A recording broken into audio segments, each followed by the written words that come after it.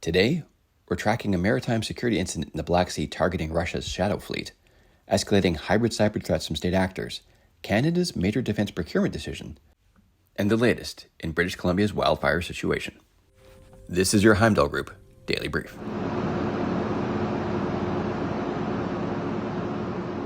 Drone attacks were reported on 3 commercial tankers in the Black Sea near Turkey's northern coast.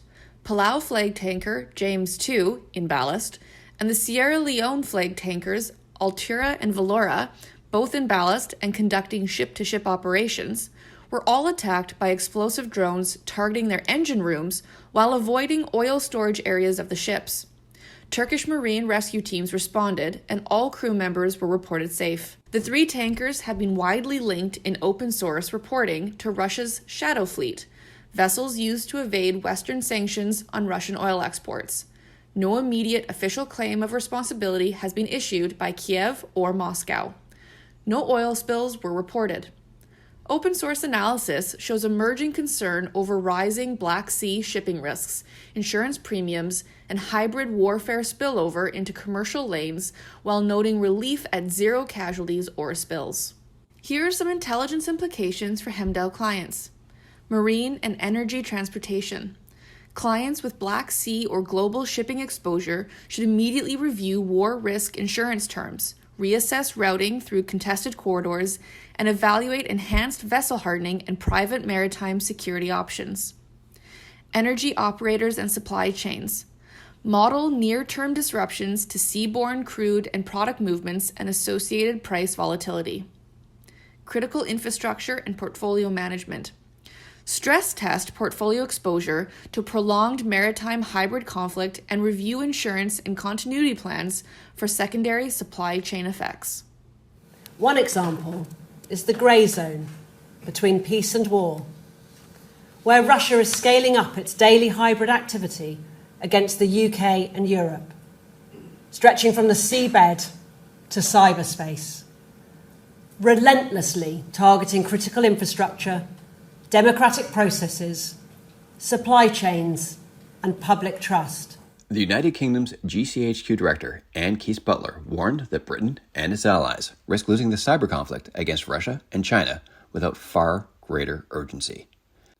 She highlighted Russia's intensified daily hybrid activity targeting critical infrastructure, democratic processes, supply chains, and public trust, from the seabed to cyberspace. Open source analysis reflects heightened public concern over Russian hybrid warfare, with many acknowledging the severity of daily infrastructure and democratic threats, and calling for stronger Western defensive measures and urgency. Here are the intelligence implications for Heimdall clients.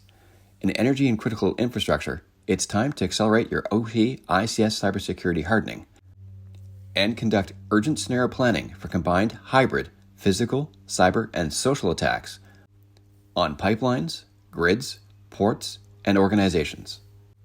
For rail, road, and marine transportation, it's time to evaluate digital supply chain vulnerabilities and intermodal dependencies, as well as exposure to social and physical attack.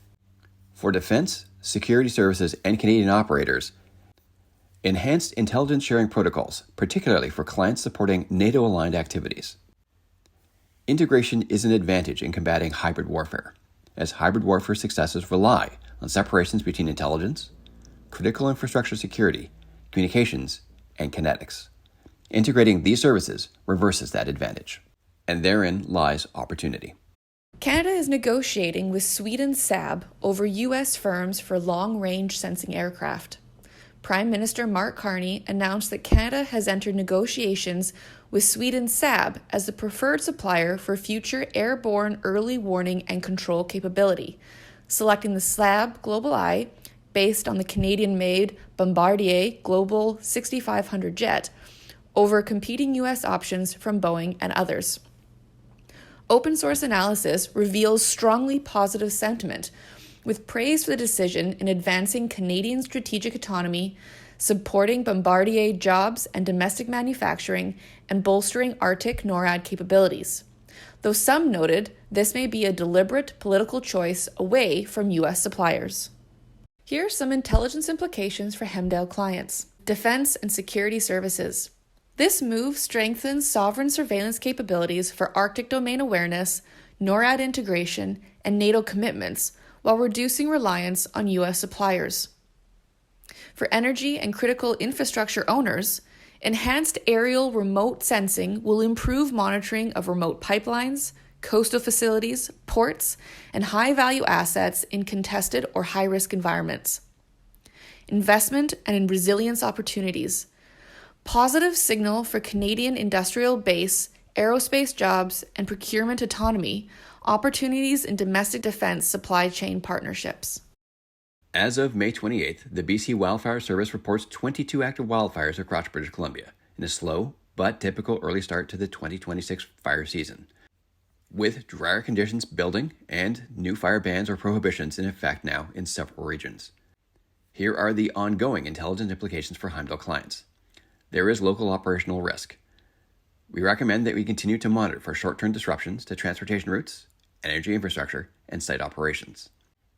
In health and emergency preparedness, early season activity provides a timely test case for broader crisis protocols, property protection, monitoring of air quality, and continuity planning.